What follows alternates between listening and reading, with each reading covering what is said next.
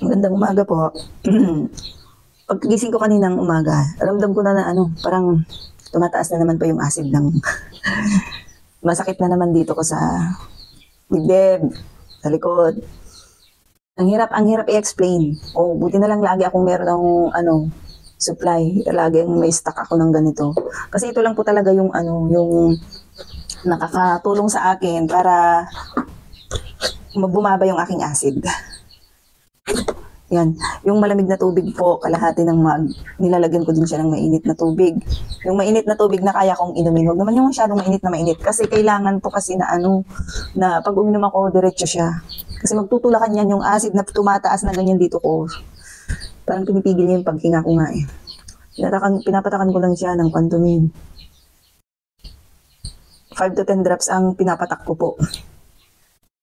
Para sa ganun eh, laking tulong po talaga ng Quantumin Plus kasi po, ina-alkalinize niya itong tubig.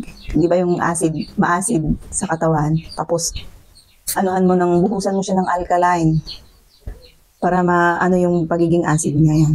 Ayan po, nakikita niyo yung tubig, parang mag-yellowish na siya. Ayan. So, iiwasan ko po muna yung pagkakape kasi ako din ang mahihirapan. Ayan. Gusto ko pong magkape sa totoo lang. Yung sinasabi nila na coffee is life, totoo yan. Ang sarap kasi magkape talaga lalo at malamig ang panahon. Kaya lang, pag tumaas ang acid, naku, ako din kawawa. So, imbis na magkape, tubig na mainit, tsaka ito. Pwede naman din sana sa gatas. Ang hirap, nagtutulakan po sila. Parang hirap bumaba yung iniinom ko. Kasi parang may nakabara. Ayan. Pero maya-maya, didighay-dighay ako niyan. Nauutot, nadidighay, ganun po yun. Buti na lang talaga, meron ito sa akin. Laking tulong po talaga niyan sa akin. Minsan hindi ako pinapatulog ng acid sa gabi. Pero ito yung ginagamit ko para mapakalma ako. Para bumaba yung acid. Kasi delikado yung acid na yan. Pakiramdam mo para kang may sakit sa puso kahit wala naman. Ayan, o di ba?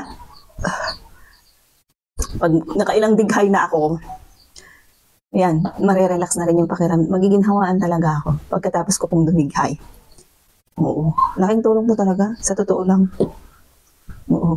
Kaya, hindi ko to mabibitawan.